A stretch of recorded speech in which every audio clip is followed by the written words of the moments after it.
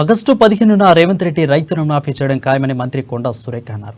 Medak Congress party అభ్యర్థి నీలం మధుకు మద్దతుగా గజ్వేల్ నియోజకవర్గంలో ఎన్నికల ప్రచారం నిర్వహించారు.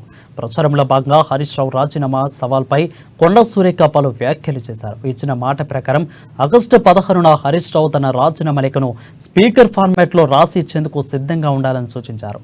లేని పక్షంలో హరీష్ రావు ఎక్కడికి వెళ్లినా కాంగ్రెస్ శ్రేణులు ఘేరావ్ చేయడం ఖాయమని సురేఖ హెచ్చరించారు.